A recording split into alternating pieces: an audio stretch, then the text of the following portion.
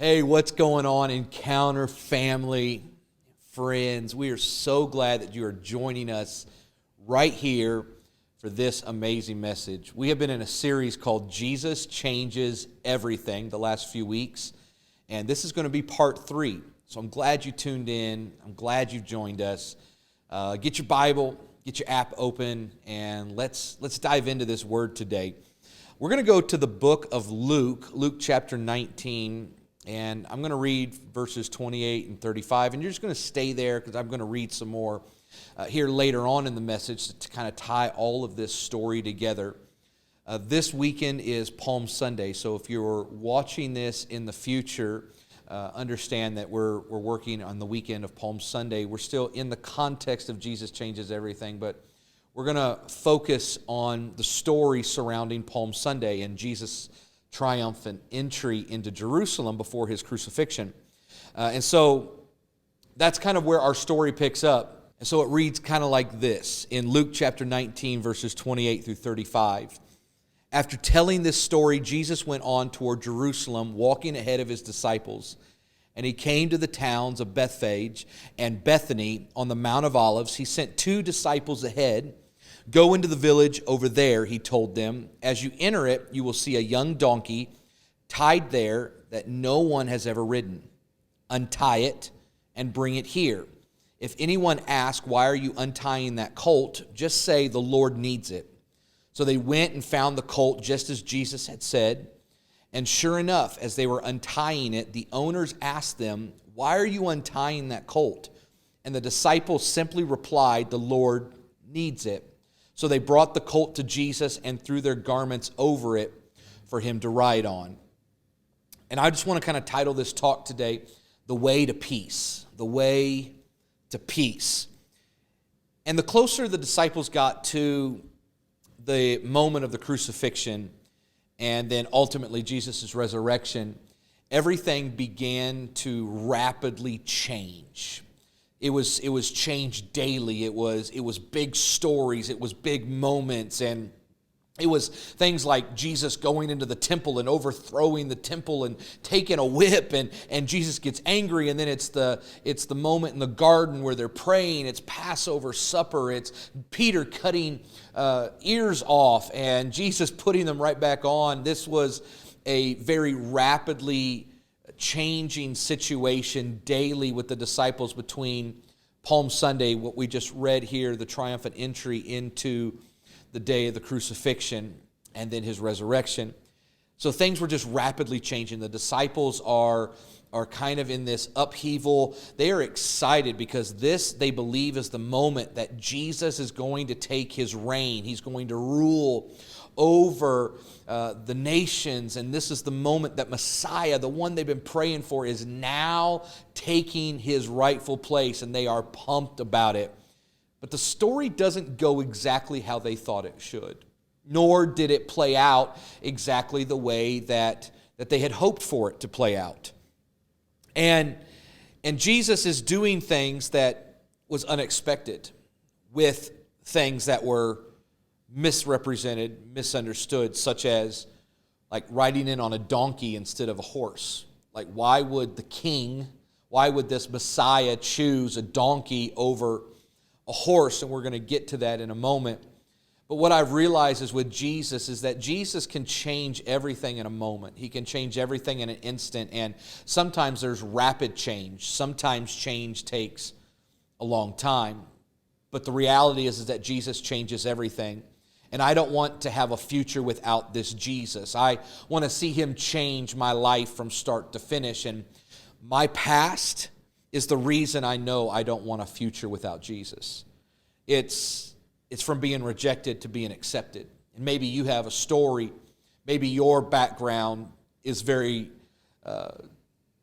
similar, and you can relate to the fact that, yeah, you have a background of being rejected. You have a past of being rejected, but now that you have met Jesus, now that you've encountered this Jesus, you know that you are accepted, and you know that because of your past, you can't have a future without Jesus. You need Jesus to change everything here, today, and tomorrow, because he changed everything in your past.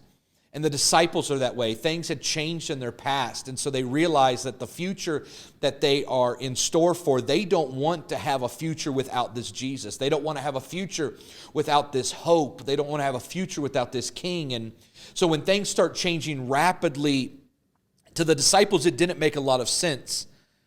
And I realized that progress doesn't make a lot of sense. Progress seldom makes a lot of sense. It seems like in the kingdom, when there's progress, it just 2 and 2 don't seem to add up. It's like Jesus said, in order to gain your life, you're going to have to lose it. It's upside down. In order to be the first, you're actually going to have to be the last. It seems to be backwards in the kingdom, and progress doesn't necessarily make sense within the context of the kingdom. In following Jesus, the progress sometimes seems to actually go backwards, and sometimes you're actually going to think that you're losing, but really you're winning. And this is what the 2 disciples that Jesus sends on ahead of them. Go find a donkey. Go find the colt that's been unridden. And I can imagine the conversation the 2 disciples are having. Like, Jesus, are you serious? Like, you are asking me to do something illegal. I've got to steal a donkey from somebody. Like, this is not something we do. Why are we doing this? It doesn't make sense. And why not get the best horse? Why not get the greatest stallion we can find? Let's go into Jerusalem riding high. Let's go into the city owning this thing. Like, you are the king. You're the Messiah. Let's go. And Jesus is like, no, go get a donkey. Go get one that's been unridden. Go untie it. And if somebody asks you why you're untying this donkey, just go ahead and tell them it's because the Lord needs it. And then they're going to go ahead and give it to you. And that's exactly what happened. Exactly what Jesus said happened. And the disciples walked away with that donkey. And I realized that the closer you get to your purpose, the closer you get to your destiny, the closer you get to the place where God is calling you to go, the closer you get to it, the more questions you begin to develop. Things like, how is this going to happen? Or when will I see this happen? Or did I miss it already? Or maybe, where are you, God? And I feel like the closer we get to the purpose, the closer we get to our answer, the actual more questions we begin to develop. It seems like at the beginning, like, God's called us and this is going to be a great thing. And then we start walking, and the closer we get, the more questions, like, well, how is this going to happen? I don't know how this is going to take place, and I don't know how this is all going to work out. Did I miss God's voice somewhere? Did I imagine this? Where is God in all of this? And the closer we get to it, the more questions we begin to develop. And Jesus really didn't give the disciples much except for go, and this is what's going to happen. He didn't leave room for them to really have a lot of answers. They were just supposed to figure it out once they got there. And Jesus is like, here's the answer that you're going to have. Just tell them the Lord needs it. And if it was me, I would have a lot of questions. Why a donkey? Why this town? What if we get the wrong one? Did we really hear him right? Where is Jesus? Well, Jesus now sends the disciples ahead. Like, Jesus was walking ahead of the disciples in the text, and then all of a sudden he sends the disciples ahead of him. And if it was me, I'm like, well, I'm following you. Why am I going to have to go ahead and do this thing? But because the closer you get to your promise, the closer you get to your purpose, the more questions you're going to have about the situation. But this is where peace comes in. Because peace is the product of obedience. Peace is not the absence of problems. It is the presence of Jesus within the context of obedience. So my purpose is not to understand everything. I should have questions as the closer I get to my purpose. I should have questions the closer I get to my answer. I should have questions the closer I get to the thing that He's called me to get to. But that's where peace steps in. Peace is not the absence of my problem. It's not the whole solution to the problem. It's not everything figured out. Peace is simply relying on Jesus and being obedient to what He's called us to do. In fact, it's so important that we understand that what Jesus is doing in this moment is actually fulfilling prophecy that had happened in the book of Zechariah, chapter 9, verse 9, where Zechariah prophesies that this is exactly how the Messiah is going to come, on a donkey. This prophecy took place 500 years before Jesus ever spoke a word, before Jesus ever told the two disciples, go find a donkey. This happened 500 years because sometimes progress takes a long time, but there's peace in the middle of the progress because I can understand that if God said it, He's going to complete it. I don't have to have the time frame figured out. I don't have to have the place figured out. I don't have to have the where, the how, or the what figured out. All I need to know is that if He said it, I'm going to do it. If He said it, I'm going to believe it. If He said it, I'm going to receive it.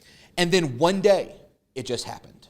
One day, Jesus calls two disciples to get a donkey so that He can ride in and presents Himself as Messiah, the King. Just one day, 500 years later, after one prophecy, Jesus fulfills it by getting the donkey that no one ever rode, that was misrepresented, that had been tied up. And this is the moment He fulfills prophecy. 500 years. It took progress within the context of obedience produced peace. And the Prince of Peace rode on that donkey fulfilling prophecy. It's important to note that in Middle Eastern culture around this time frame is that leaders or kings or emperors that would be in war, a war season, they were in a battle, a fight, whether in defense of their land or in conquering more land, they would ride on horses if they were in a war mindset.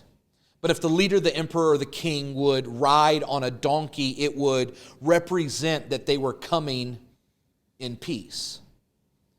Doesn't make sense to the disciples. This Jesus is going to come into Jerusalem. We're waging war on the Roman Empire.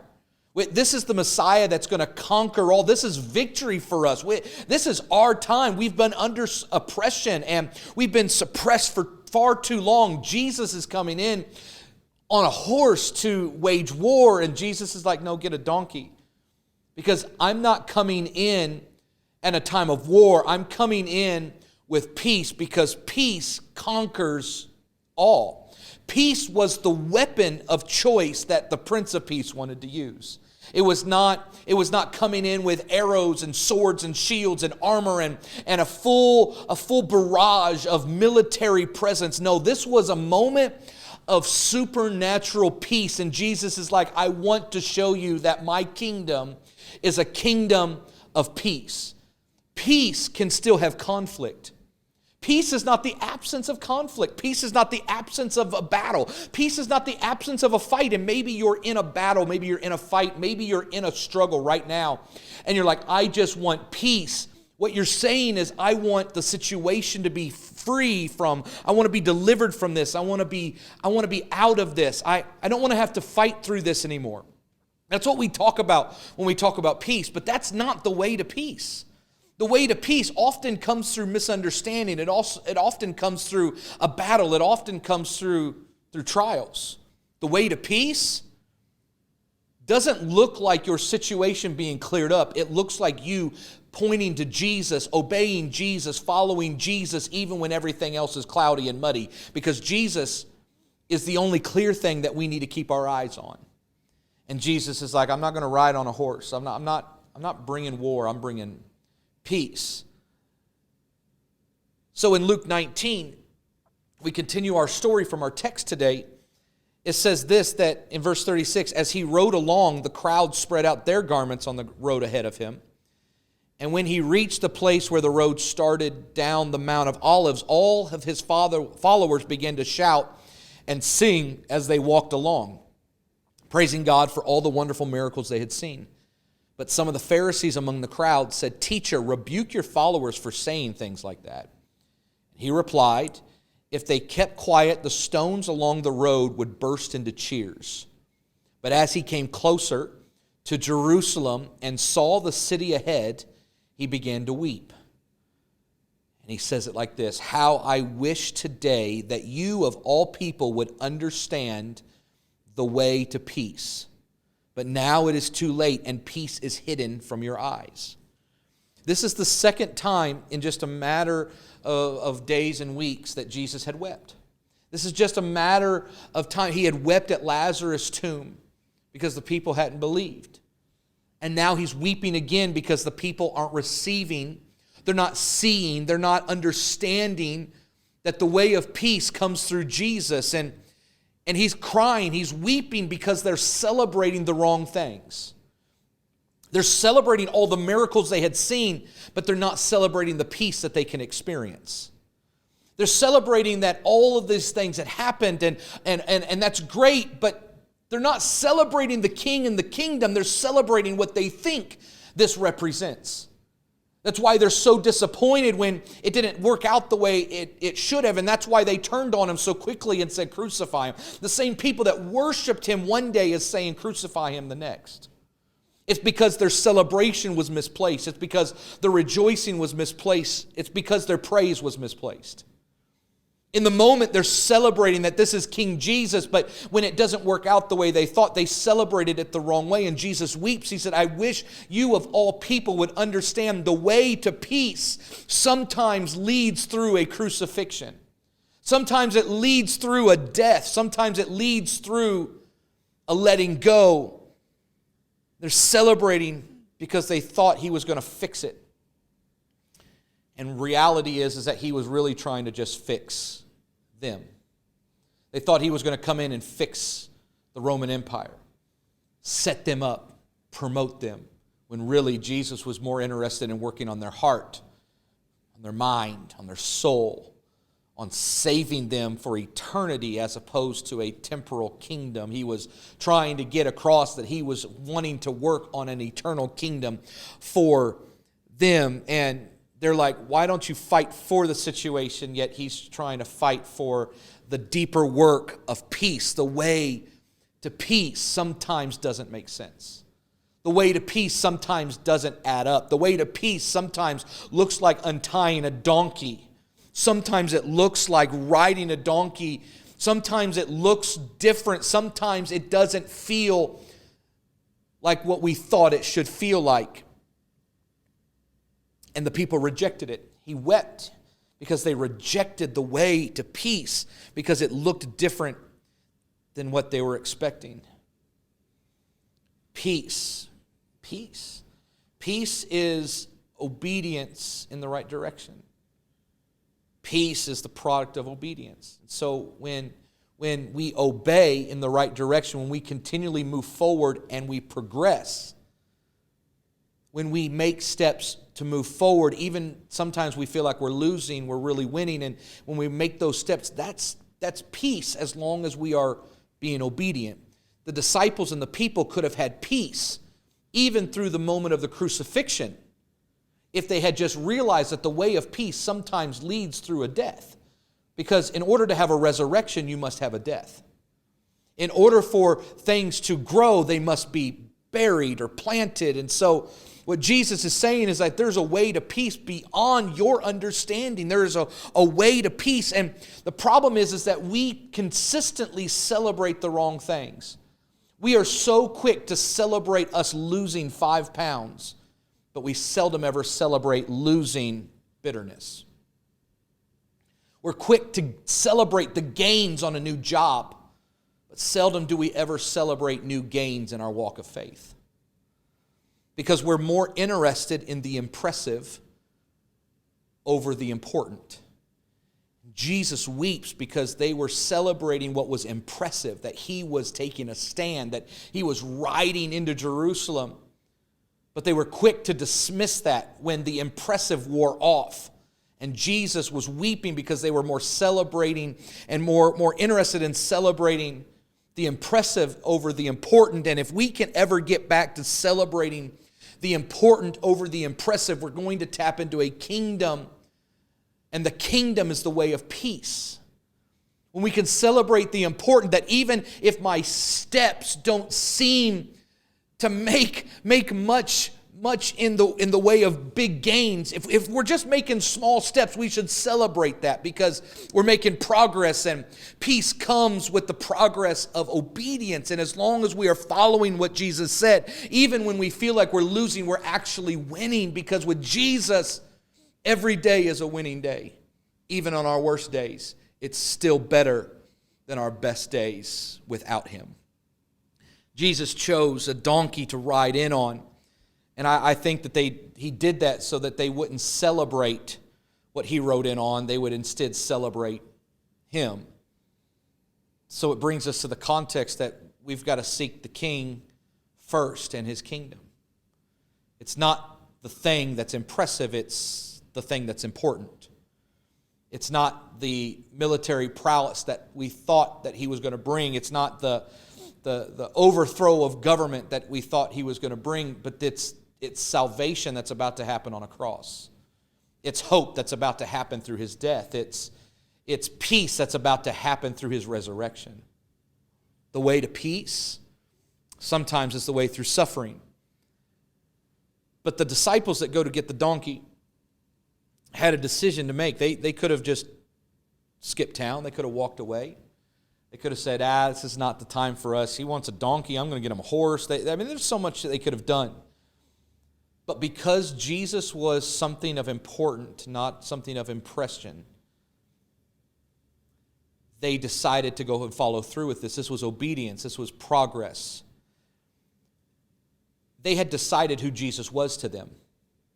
Who Jesus was Messiah to them. And these disciples went ahead and followed through with obedience to get the donkey, even though it didn't make sense. And so I ask the question to you, who is Jesus to you? Many times he's fix-it Jesus. He's Bob the Builder to us.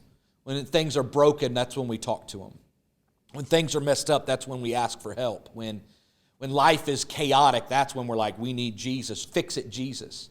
Or maybe it's convenient Jesus. It's the Jesus of convenience in the moment, that when rough times come, or maybe it's somebody on the job that's talking about Christianity in a negative light, then suddenly we stray away from it. We don't want to be around that, like, oh no, don't call me out. I'm a Christian. I'm following Jesus. And that's just convenient Jesus. It's convenient to talk about Jesus with circles that talk about Jesus, but it's not convenient to talk about him with people that don't believe yet. It's convenient Jesus. Maybe it's just accessory Jesus. We throw a cross around our neck and we're like, we serve Jesus. Or maybe it's a cross on our rearview mirror and we're like, we follow Jesus. And we'll take Jesus and put him on as an accessory to add to our life. But when we live our life outside, nobody really knows we follow Jesus. So who is Jesus to you? Do your neighbors, do your friends, do your coworkers, do they know that you follow Jesus? Is Jesus just a fix-it Jesus or a convenient Jesus, or is he an accessory Jesus? Or is he a Jesus that you are all in for, that no matter what comes and what goes, you're going to follow him? No matter if he rides in on a donkey or a horse, no matter if he goes to the cross or not, and he endures the crucifixion and the suffering or not, you're going to follow him regardless, because the way to peace is not through fix-it Jesus, convenient Jesus, or accessory Jesus. It's through an all-time Jesus, through thick and through thin. It's an all-in Jesus, because following Jesus is not about behavior modification. It's about heart transformation. There was a study in 2021 that shows us that only 29% of Christians say they read their Bible daily. Only 55% of Christians say they pray every day, while 21% say they pray weekly or monthly, and 23% of professing Christians say they seldom or never pray. So the question is, who is Jesus to you? Who is this Jesus in this moment? Like this way to peace is not through your own works. It's not through our own ability. The way to peace is through Jesus. And I want to challenge us and our church and those that are watching this. I want to challenge you to a moment of the first 15. Let me introduce this thought to you. We're going to take the first 15 minutes of our day, and we're going to dedicate that to God. We're going to take the first 5 minutes and we're going to pray. We're going to take the next 5 minutes and we're going to worship. And then we're going to take the final 5 minutes and we're going to read our Bible. We're going to increase these percentages. And if this speaks to you in some way, some fashion, I want you to understand that maybe God is speaking to you that in today's time, we don't need to rely on our own strength, our own knowledge, our own wisdom, or everything else that's going along. Maybe the reason why we don't have peace is because we're not tapped into the Prince of Peace. Maybe if we will take the challenge and take the first 15 minutes of our day, we've got that. That's half of a Netflix show. That's half of your favorite podcast. It's 15 minutes that you can tap in the beginning of your day. I'm going to dedicate it to God. It's the first 15, 5 in prayer, 5 in worship, and 5 in reading. And I challenge you to do that because sometimes Jesus goes before us, but then there's other times that we realize that Jesus sends us on ahead. And it may not make sense, but in both scenarios, He has already made preparations for when you get there. But when you get there, the responsibility is on you for what happens when you get there. The disciples get to the donkey. They were sent on ahead, but now it is their responsibility to do 4 things. And these 4 things are the way to peace for you and I today. These are the way to peace. The first thing they did is they untied the donkey. So what's been tying you up that needs to be released? What concept, idea, philosophy has been tying you up that you need to untie? What belief system needs to be let go? Because the reality is the donkey was already theirs. They just had to ask. They had to untie it, and then they had to say the Lord needs it. It was already theirs. Jesus had already said it. It was already done. Preparation was already made for when they got there. They just had to be obedient because peace shows the progress of obedience. And peace is the product of obedience. It's already yours because you already have the grace right now to face the unexpected, because the unexpected is just part of following Jesus. And what you face there, the answer is already yours. The grace is already yours. The grace to face uncertainty is already yours. The second thing that they did is they just spoke it. And we need to be able to speak it. They just said the Lord needs it. What is it that the Lord needs from you? What is that thing that you've been holding on to that's been tied up, that needs to be released, and you just need to say, the Lord needs this. The Lord needs my anger. The Lord needs my frustration. The Lord needs my bitterness. The Lord needs where I've been. The Lord needs my past. The Lord needs it. And I'll tell you, there's always pushback. There's always going to be somebody that's like, why are you doing this? Why are you untying it? Why are you doing this? Why are you facing it? Why are you going? If God's really for you, then why are you facing all of this? And what you need to do is just say, the Lord needs it. I'm going to release it and let the Lord have it. It's like Jesus went to Peter and said, I need a boat to preach from. There's too many people here. I need this. I need the donkey. Just tell him the Lord needs it. The third thing is that they brought it to Jesus. They weren't content with cliches. They were ready just to bring what they had unleashed and what they had spoken. They brought it to Jesus. And Jesus will use the misrepresented, the misunderstood, the untrained, and the untamed to fulfill His plan. It may not make sense, but we bring it to Jesus. We tell Him the Lord needs it, but then we bring it to Him. That very thing we've been holding on to, the very thing that's been tied up, we bring it to Him and say, hey, you use the donkey as you will. I don't know what it's for. It doesn't make any sense to me. But the way of peace doesn't make sense. But when you bring it to Jesus, He'll make sense out of all of it. Because He's like, I don't need a horse to go to war. I need a donkey to go to peace. This is the way to peace. And sometimes it leads through the donkey, and sometimes it leads through the things we don't even know and things that we don't understand. And this is the way to peace. And the fourth thing that they did is that they let it go. They threw their garments, the things that they had held on to, the things that had been their identity and closest to them. They threw it on the donkey and they let it go. And I'm telling you, I want to live my life the way Jesus died, by learning to let it go. To let it go. Paul says it like this: I want to know Christ and experience the mighty power that raised him from the dead. I want to suffer with him, sharing in his death, so that one way or another I will experience the resurrection from the dead.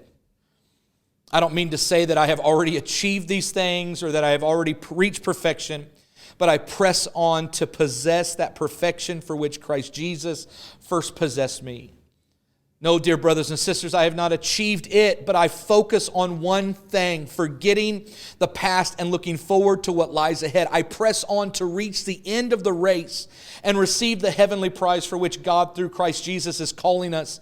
And verse 16 of Philippians 3, he says, but we must hold on to the progress we have already made. He said, I want to relate to him. I want to share with the suffering, because the suffering leads to peace. And I got to let go of all the other things, but the thing I hang on to is the progress I've already made. The steps I've already taken, the moments I've already received, the things that I've already made. I'm going to hang on to that. I'm going to take and throw everything else out. I'm going to untie it. I'm going to speak it. I'm going to bring it, and I'm going to let it go. But the thing I'm going to hold on to is the progress, because peace is found in the progress of obedience. Sometimes I feel like I'm going backwards, when really it's just God giving me new ways, giving me new ideas, and giving me new thoughts. I want to remind you today, you're moving forward. I know it's been a fight. I know it's been frustrating. But go ahead, Jesus has it worked out. Jesus already had the donkey prepared. He's already got your answer waiting. He's just sending you on ahead. He's just letting you know this is the way to peace. You go on ahead and trust me. Just be obedient. Follow through. It may not make sense right now, and I know it's been frustrating. I know it's been upsetting. I know that there's been pushback. I know that it hasn't seemed right all the time, but the ways of God are always right, whether we think so or not. And then it'll be just as he said it would be. They found it. Somebody asked. They said the Lord needs it. And then the donkey got given to them. So the very thing that God had sent them to go do and to get was already theirs. All they had to do was obey. The way of peace is through obedience. Jesus changes everything when we simply obey. There's a peace about it. There's a comfort about it. When I let go of my concepts, ideas, thoughts, attitudes, actions, when I let go of all of that and allow him to just direct me, and I'm obedient to his leading and his following, there's a peace behind it. It's not agitating, it's not irritating. And many times when we aren't obedient, there's this pushback, there's this unsettling within us. But the moment we say yes, many times it's actions of faith that we're like, I don't know how this is going to happen. Maybe God's saying, hey, I want you to give a big gift this year. And you're like, I don't know how that's going to happen. But the moment you say, yes, I'll do it, there's a peace that comes about it. Maybe God's saying, I want you to step up and serve in an area this year. And you're like, I don't know if I have time for that. And God's like, all I want is your yes. And if you say yes, suddenly a peace comes about it. You're making progress. And progress sometimes isn't pretty, but you're getting closer. And finally, Jesus ends like this, and he says it. I'm leaving you with a gift. I'm leaving you with a gift, peace of mind and heart. And the peace I give you is a gift the world cannot give. So don't be troubled or afraid. Remember what I told you. I'm going away, but I will come back to you again. If you really loved me, you would be happy that I'm going to the Father who is greater than I am. And he says it like this, I have told you these things before they happen, so that when they do happen, you will believe. Wow. I'm telling you this before it happens, so that when it does happen, you'll believe. I'm telling you there's a donkey waiting to be untied. I'm telling you there is a donkey that doesn't make sense. I'm telling you people are going to confront you. I'm telling you people are going to ask you questions. But I'm telling you that so when you get there and it does happen, you will believe, because that's the way of peace. And if you're watching this right now and you want to follow this Jesus, you want to make a fresh start, That's his obedience. He said, come follow me. This is obedience. This is what we do. We're following him.